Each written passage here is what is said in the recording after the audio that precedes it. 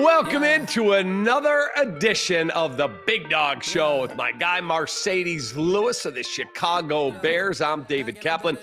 We'll have a special guest for you in just a moment. He was Hero of the Day on Sunday. It's all brought to you by our great partners at the Chicagoland and Northwest Indiana Chevy dealers. They are the official truck partner of the Chicago Bears. And Ankin Law, 312-6million for the great attorney Howard Ankin. Put that lawyer in your phone. You never know when you're going to need them. All right, Big Dog, the last game of the season. The year didn't go as everyone hoped record-wise, but holy cow, man, that was just sick to beat the Packers in Lambeau on a walk-off. Yeah, it was a great experience, obviously being on this side now and finally getting that done. As you can imagine, just so much tension and just I think mentally throughout the week, we knew that we had to have this one, just like every other game, but we really wanted to go out there and give our best. And I'm just proud of the guys for not, being checked out. And, we prepared the right way. We knew it wasn't going to be easy, but we went in there and got it done. And, just a great start to the year I don't know, man. It should have been like that all year. And it's disappointing that we weren't, as a team, able to go out there and fulfill what we had set out to do. But I was very happy to get that for Thomas Brown and the rest of the coaches and just the guys in general. And to break the losing streak in Lambeau in such a climactic way, it was crazy. Yeah, it was unbelievable. Let's bring in your special guest. He was the hero of the day yesterday. 51 yards, 2 seconds left in the game. Bam!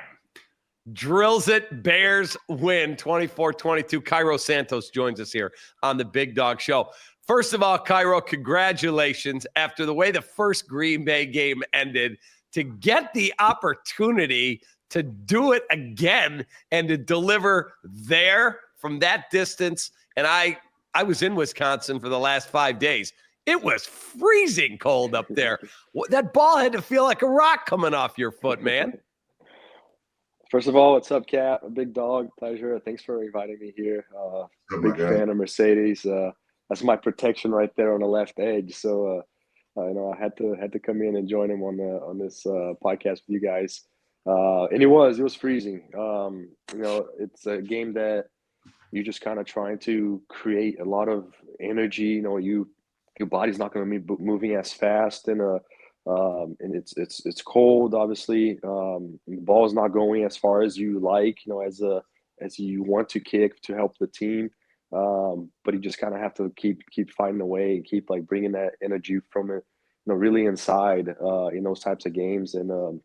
And it was I couldn't have, like I said in my press conference after the game, I couldn't have written a better script for myself. Like you're talking about, Cap, that the first game was a bad taste in our mouths, and just how it ended. I feel like they took that moment from us. We drove down there, got in field goal range, and we can talk about how they rush. If it was what it was, what it wasn't. We didn't like how they did that to our snapper, and so left a bad taste. And I was just praying for this moment.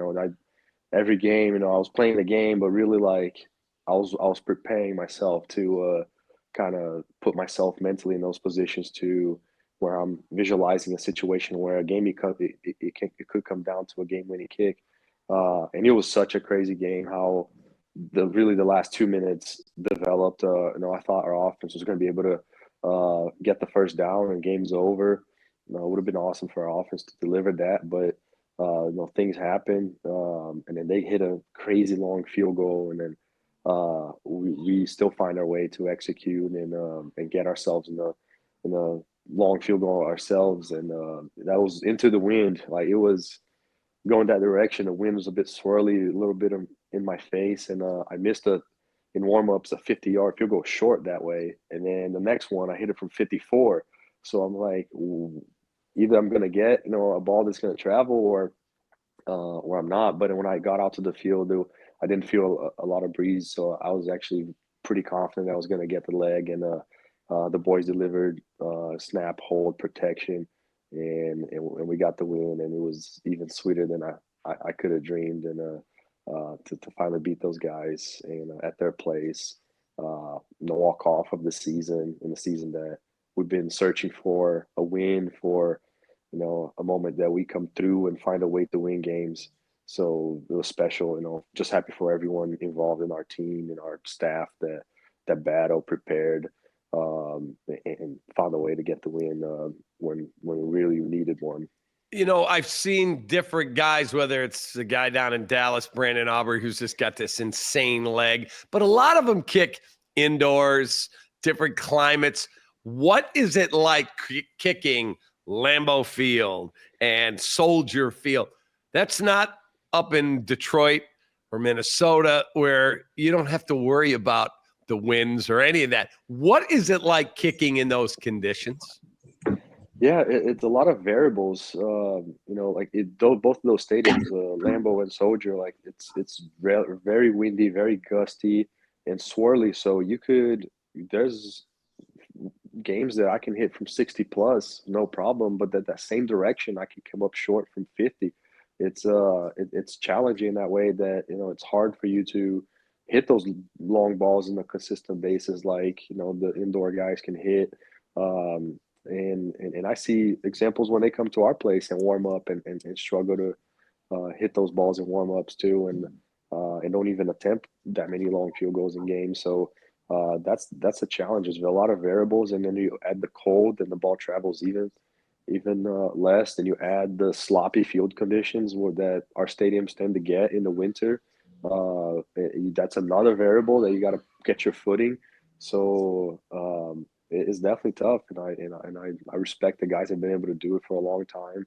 Robbie here, Mason Crosby there. So I've done a lot of study on what kind of cleats they wear, how they hit the ball, how their steps are. Just because more than leg power, you got to be a great ball striker to really cut that ball through the wind and stay straight. So that is just, it's very, very difficult. But I enjoy that challenge. I think it's what really brings the best out of me, to bring my A player every single day at practice. I think our practice fields are even windier with being more open, and it's just wind just they are across. Yeah, and the stadium's more closed in and just kind of swirls more. But at practice, I mean, it's colder, it's windier, but it brings the best out of me. I don't know if we covered it because just the service was tripping. But what specifically was going through your mind, bro, when we broke the huddle and you were lining up to go ahead and make that kick? Yeah, I mean, I think it's a situation where I was already playing that moment in my head like for weeks, and it's not just a cliche thing. It's like it left a really bad taste in my mouth, and just how that ended, and how it meant to me when we were preparing to kick a game-winning field goal at home against Green Bay. I was very confident that and happy to have that moment, and then to have it felt like it was taken away. I was just at practice, over the course last couple of weeks, and just like I would walk out to kick a few kicks, on our own with the snap and holder, and I would envision myself at Lambeau Field like kicking that kick.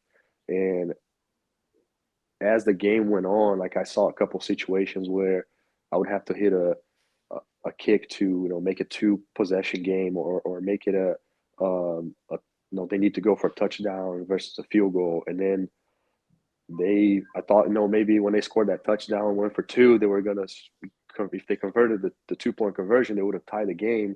So now I'm kicking that game-winning kick. So like, there's a lot of scenarios that I was already preparing for that moment.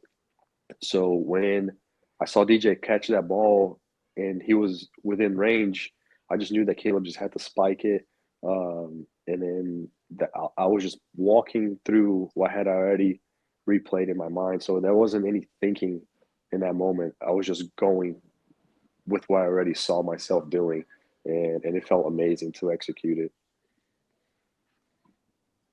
I think we've got Big Dog's a little frozen, I think, on his Wi-Fi. Let me ask you a question. So we have a cut of John Fox. You were here with John Fox briefly. We have a cut where he would call you Carlos Santos. Have you ever heard that? I hear it every stadium I go to. It's Carlos Sanchez sometimes. And I think it's funny. I don't really correct. I don't correct the fans that say that. I just I just kind of go with it. But it happens almost every stadium. Yeah, when we were interviewing Fox, when he's like, "Look, Carlos is them." Like, Carlos, his name's Cairo. For a coach to do that, it's I mean, I was newly signed too, but also I played against him in Kansas City and when he was in Denver a few times. So I would expect him to know me a little more than Carlos. Yeah, Big Dog. What's up, man? I don't know what's wrong with the service. Is it normal right now? Yeah, you're good. Okay. What I was going to say, though, before my computer started tripping, is that when you said you played that moment in your mind, weeks before, and I think that's really dope insight because, it's not as if you're like a skilled position, you're a kicker, but you take it very seriously. And when guys ask me how I've been able to do this for so long, that's normally one of the first few things that I tell them is that, everybody's big, strong, fast. As you get older, it's not going to get any easier. So it's important that you're able to play the game in your mind. And, for me, at this point, I'm not, getting as many reps as I'm used to getting. Like at one point earlier in my career, I was playing 80 reps a game. And then in Green Bay, I was playing about between 45 and 50 on a high. And then here last year I played about 30 something, and this year around like 20 to 25 a game. So it's important for me to play the game out when I'm on the sideline and I'm not in. So when I do get in, my body just puts me in positions to make those plays because I've already done this plenty of times. And I think that's really cool for the people to hear, because in anything in life, if you don't go into it with some expectancy of really making peace with the worst case scenario, right? So you do that, and then after that, you're able to just flow and be in such a flow state that, you're going to be happy with the results because you're just doing what you've already been doing mentally for a long time now. So, for me, it was really dope to be a part of. Obviously, I'm holding down the left wing, doing my thing. And I feel like at a certain point, they didn't even really rush me this game. And Big Dog, you might not realize it, but just having you there, your presence there, it allows me to look at the ball a little bit longer because I don't feel that rush. Especially, I like kicking extra points from the right hash, so usually the rush comes from the left. But they know you're so big and strong and tall and lanky that the rush doesn't happen. So it allows me to look at the ball that much better. In the last couple of years, I've hit the ball really well, and so man, your presence there has been so helpful for us to have big moments like that. No, I appreciate you saying that. And what's crazy is like most times when you're on that wing, even just like when we watch film and the field goal means of guys on that left wing, they don't do it the way I do it. They kind of like open themselves up or leave space. How they would try to rush me is one guy would try to come right down the V of my neck and hit me in the face. And then the other guy tries to run off right after him. They try to stagger it so they get me locked in and have a guy rushing off the edge.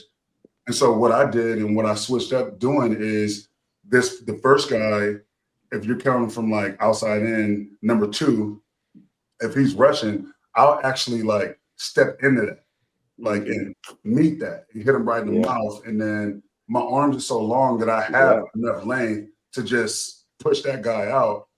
But normally guys do like a double bump, right? It's like a But if you do that, you leave yourself wide open. And I could get ran over. He could push me back or run me over, or you know what I mean? And so, it was just something that I kind of came up with because I'm like, I'm just gonna keep getting my face pushed in if I don't, bring the run of the fight to him. And Yeah. it was really dope to be a part of that, man. Yeah. And once you put a couple of those moves on tape, I feel like teams already see that. It's like then they back off. Just like Yeah. they respect what you do on that edge, and we don't get that rush. So very appreciative of you, man. So Yeah. so DeMarcus Walker was talking to the media, and they asked him, okay, there's going to be a new head coach. And he said, and they said, well, you played for Mike Vrabel down in Tennessee. And his quote today to the media was, if we get Mike Vrabel, a whole lot of shit's going to get cleaned up real fast. Is that a fair statement when you hear a teammate say that? Is that what we need? You want to get it first, and then I'll go. Yeah, and I had Vrabel for 5 weeks in Tennessee. I was filling in for Ryan Suckup when he was injured, and he definitely has the guys playing with discipline, energy. They're dialed into his keys. He's a big guy, and like putting the keys of the game plan, and that the focus of the week is that. I mean, by the time you get to Saturday meetings, you're repeating the keys to the game, and not only like you don't just know it in your head, like your body's repeating those keys too. So they were running a really really good team when I was there, and yeah, He's intense, right? He's intense. He demands respect um, and discipline and physicality. So I think it definitely fits the North, the type of style. In both the NFC and AFC divisions, the North, you got to have that physicality. So it's an interesting name, in my opinion. Well, I mean, from my view, I actually played against Vrabel. I played against him when he was with the Patriots, and then also when he went to towards the end of his career with the Chiefs. And one thing I can say about Braves is that he's a physical guy, attention to detail. Obviously, he comes from the Patriot way, so he's going to do things a certain way. But as far as like what we need or what the Bears would need, I mean, I don't have a contract at this moment, but what the Bears would need, obviously we talked about it, a guy that's going to lead and also teach and develop. I think, the Bears is such a young team at this point that it's going to be important for a guy to come in and, develop the talent, help coach and explain the why to everything that's being taught. And, I think it's going to be important for everybody else outside of the organization in the building that to know that, like, getting a new coach doesn't automatically, get you wins, right? Like no matter who you hire, you're not guaranteed to win anything, right? So it's going to be important that whoever is hired as a head coach and then his supporting staff and who those guys are they teachers? Are they guys and coaches that are going to come in and develop these young men into being really good football players and good men? And that's what it comes down to at the end of the day. So just like everybody else, I'm looking forward to seeing what's going to shake out. But obviously, it's a lot of respect for Vrabel. He's done some great things, not only as a coach, but as a player too. In terms of the rivalry, Green Bay, Chicago, Cairo, you haven't kicked for Green Bay. Marcedes has played significant time for Green Bay. I grew up here. I'm a Bears fan. I was raised by my late father that we despise two different teams, the St. Louis Cardinals baseball and the Green Bay freaking Packers, though we don't ever root for them. I also hate Notre Dame football, but that's an aside. So in terms of going in there and beating them yesterday, like in Green Bay, that's got to put even extra juice in your step. Yeah, game-winning kick is awesome, but to do it there is amazing. For sure. Even before I became a Bear, when I was with the Chiefs, We played in the preseason. My first preseason as a rookie was at Lambeau, and from that moment, I was, just entering the NFL, just really kind of learning the history of every franchise of stadiums. But that stadium felt like a temple, like an iconic venue where you feel the history of football, and Yeah. then you want to like learn more about the history of football from being that player. Like, what makes this place? What events have happened in this place? And I was a Kansas City Chiefs at the moment. So, and I played for 4 years for Chiefs. And if you ask me what's your favorite place that you've played, I said Lambeau Field, and Arrowhead was sweet too. For the fan base, like, being the loudest stadium. I played in the game that they broke the record, loudest stadium. But as a venue, I that was the answer that I would say. And to this day, after becoming, especially after becoming a Chicago Bear, it's still a special place. And yesterday was my first game during the day. That place lit lights up at night, and so it was my first experience during the day. I think at night is even more special, but as a Chicago Bear, it was my first win, obviously against the Packers. But if I could choose where I would like to have that first win, I think I would choose Lambeau for what that stadium, kind of has shown itself to me in my career. But obviously, doing it at home in front of our fans it would be such a special feeling to feel their energy beating the Green Bay Packers. So I'm gonna have to hold on to that one. But getting that one versus at home for the first one, and it's been a more difficult one to get, based on just the history, how long it's been since the Bears won there. Um, just super sweet.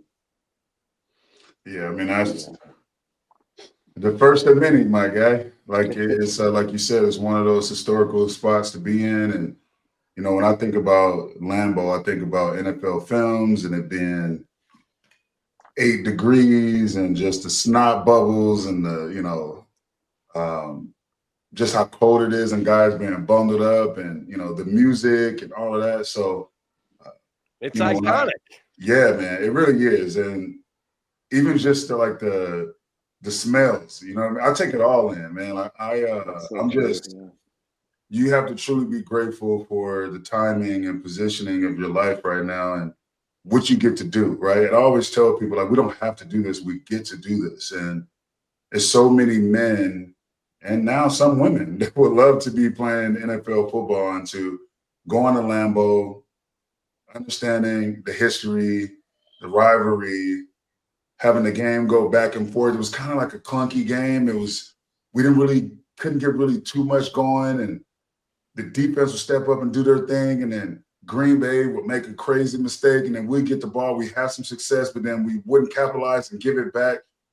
But to make those plays that matter in the end, where 5 to 7 weeks, we could not do that for some reason. But to do that in the last game and for it to end the way it did at Soldier, and then you come in at Lambeau and do that, that was big time, man. I felt like I made the kick when I got home. Like when I got home, I was hyped. Like I probably didn't go to sleep for a while. Like I was just proud of the moment, proud that we were able to get that one done. And then, for TB as well, he's such a good dude. And since he became the head coach, just so much respect for him to just take over and kind of lead us in the way he did. And yeah, man, I'm just super hyped about that. Yeah, and for me as a kicker, like, we're not involved in the game as much as you guys. We're not getting hit. We're not, not sweating blood and going through the Right. sweat, blood, and tears like you guys are. So we get so many limited opportunities, and a lot of times, not only I'm not doing my job to obviously me to have a great career, to have great stats. I feel like I need to do that for the sacrifice that my teammates, my coaches are putting into preparing for this game and playing this game, that I can never understand what that's like. We meet for 15 minutes with our coach and then, go get in the hot tubs. These guys are meeting for 2-3 hours, and then practicing walk through, and then practicing for 2 hours, then meeting again more.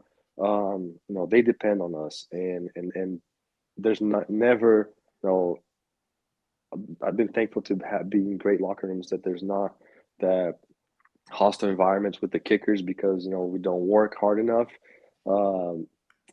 But I take responsibility into taking care of my teammates and coaches for their sacrifices, and so to see everyone's happiness because of that moment and because of their preparation helped us get to that opportunity that I was blessed with executing with, at that moment, and it was so special, and I'll never forget that. It was one of those core memories that we're gonna be telling our kids and grandkids about, and just love the game of football for those moments. Do you remember when Peyton Manning and Mike Vanderjag got into it? Big Dog, you might have already been in the NFL, but I think he missed a kick, and they asked Peyton, and he's like, "That's that idiot kicker that we've got." Do you remember that moment?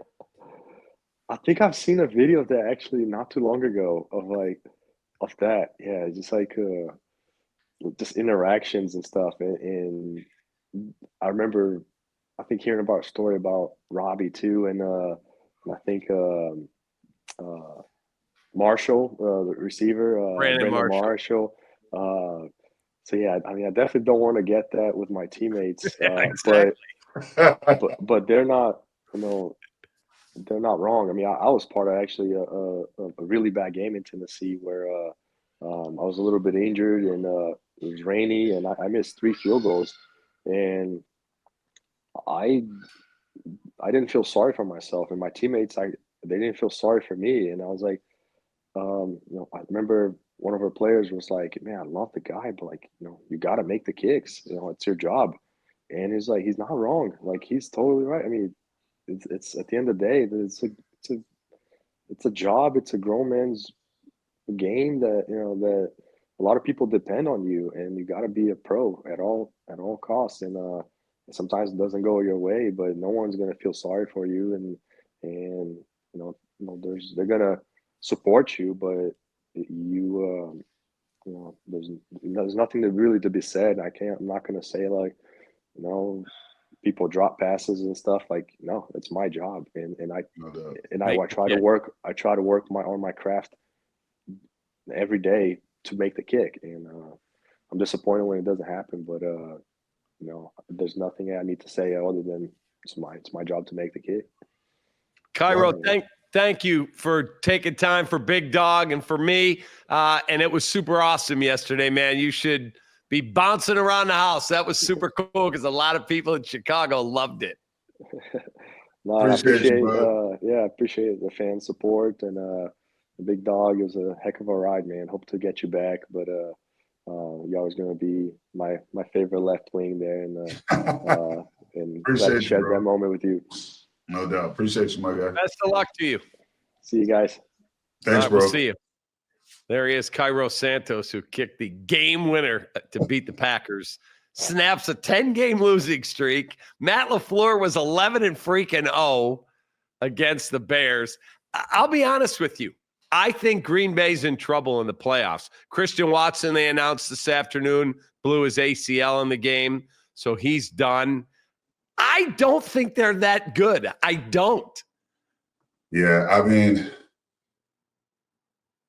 if you look at it from just, our division in general, right? They're basically just like us in the division, right? And then they won the bulk of their games out of the division. And when we played them the first time, we should have beat them. You know what I'm saying? So they would have lost to us twice and lost to everybody else twice. They would be 0-6 in the division if you make that field goal. Yes, if you really want to look at it like that, the proof is in the pudding. And obviously Matt LaFleur is my guy. And he's that guy can coach. Yeah, I root for Matt, and we'll see what happens. But I just feel like there's going to be an uphill battle. They're playing Philly, right? They're going to Philly. Yeah, they go to Philly. Philly at home, they're rolling. The run game is crazy. Like, it's not in Brazil this time around. It's in Philadelphia. The tracking will be good. It's not a soccer field, so I think Saquon is going to go off.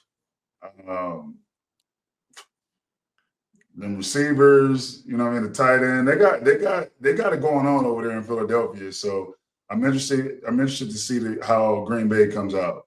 So let's go through these games quick and see what you think. The Chargers at the Texans. It's tough to play in Texas. I told you that. Yep. It's tough to play in there. But I'm gonna go ahead and go with the Chargers on the road. Okay. The Steelers at the Ravens. Baltimore is a 10-point favorite. I'm going for Baltimore. I think obviously the Steelers on defense are really stout, really good players over there, but Lamar and the King in the backfield, I mean, it's just too much, I feel like. So I'm going to go with Baltimore. Denver at Buffalo. Buffalo got this one. Denver has had a really good year, and it's really cool to see what Sean Payton has done. But I just don't think it's their time yet, and I think it's time for the Bills to go ahead and rise above and do their thing so they take care of business at home. I would have thought if Sean Payton was still available, I know he's in his first year at Denver, his second year at Denver, he would have been a great coach for Caleb Williams. Yeah, he don't take no shit. And I know people that are really close to Sean Payton. Just say that. Like, I'm 6 degrees away from Sean, and I just know his energy, how he gets down. I was going to be a Saint 3 different times in my career. So we've had a few different talks, but yeah. Yeah, that guy's a beast. All right, we talked about the Packers at the Eagles. The Commanders at the Buccaneers. That's interesting. I think that if the Commanders were at home, they win. No question about it. But I think going on the road is going to be tough to go in there and beat Tampa Bay at home. And then I heard something the other day on the telecast of the Lions versus the Vikings, and it was like pregame, and they were talking about, the games in general, and they were saying, I don't know, Tampa Bay brings a lot of guys up to try to stop the run. And I think Jaden Daniels is going to pick them apart. And I was like, well, I would like to challenge that. I think a lot of his passes come off of play pass and play action. And to say he's just going to stand back there like he's A-Rod or Peyton Manning and just pick you apart, he hasn't shown me that. I think he's super talented and a very good player, but I mean, I haven't seen that yet on film. And so it will be interesting to see how they come out, what that first 15 is going to look like on offense. But I'm going to go ahead and go with Baker and Tampa. All right. And then Monday night, it will be the Vikings in LA to take on the Rams. I'm going with the Rams.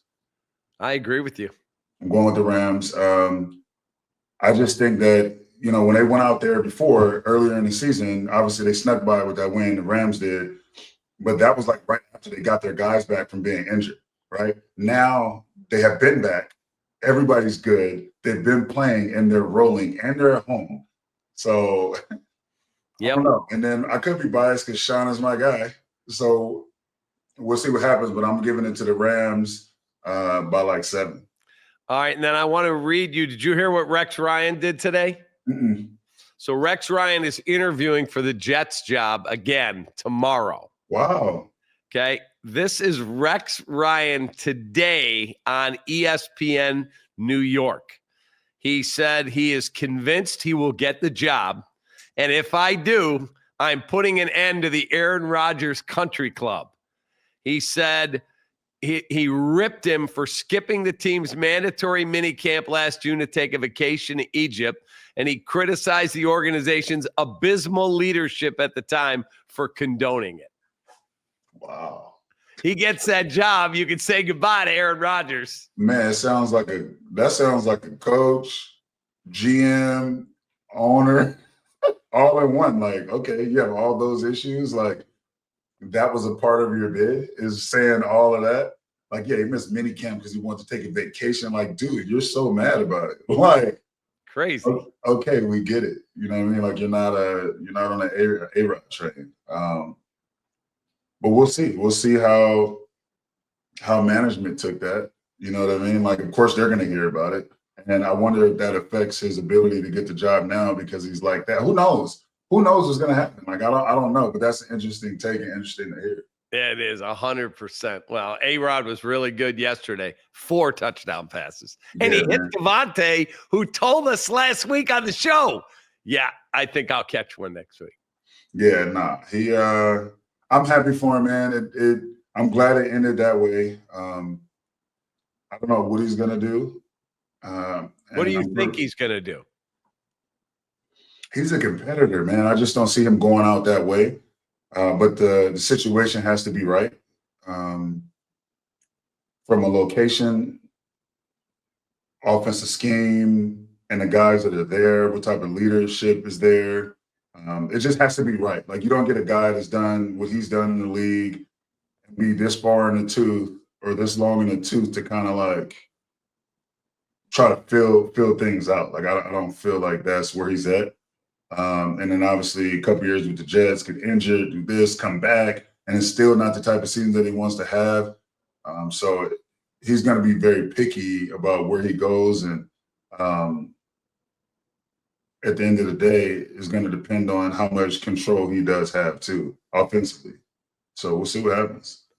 Last thing for you in terms of looking at whether Aaron plays, whether Aaron doesn't play. If you look at his career, he's got to be top 10 all time, right? Yeah, I would think so. I mean, if you just looked at the touchdowns alone, right? Was it 500 the other day? If you just look at the touchdowns alone, all the other stuff has to follow that. The yards, the completions, all of that. And then let alone the interceptions. Like, he has the lowest intercept. Like the ratio is crazy. Crazy. And obviously I haven't like looked up the numbers, but he has to be like no brainer. Who you're picking to win the Super Bowl? Man, isn't it hard to pick against Mahomes? It's just hard to pick against him. I don't know how you do it. Yeah, as you're saying that, in my mind, I'm like thinking of like few teams, whether it's the Bills, the Eagles, the Chiefs, Ravens, or the Ravens. And I'm just like, yes, all that sounds good. And potentially all of those other teams could have a more complete team than the Chiefs right now. But with Mahomes, it's hard for me to pick against him, man. But if I'm going to go out on a limb, I think the most complete team right now is Philadelphia. By the way, did you play for Mike McCarthy? Yeah, 1 year. So you heard the news today? That they got permission to. Bears are asking permission to interview him. Yeah. What's he like?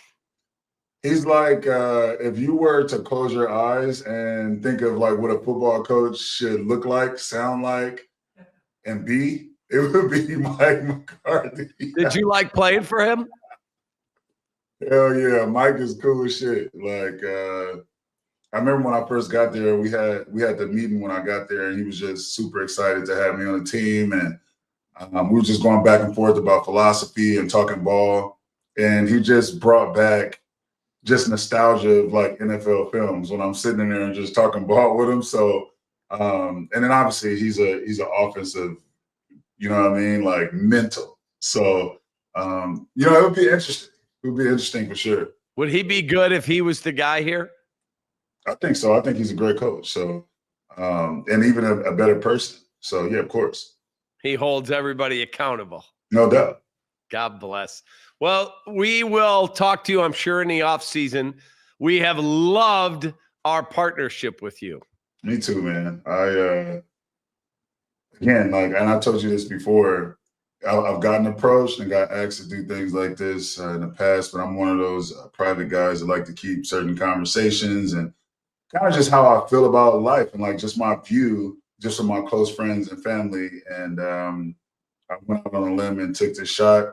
Our energy was always really good from the beginning. And I think because of that first text exchange, I felt comfortable. I felt like you were my guy. You know what I mean? Like if somebody were to ask me about you, I would say you're a friend. He's a friend of ours.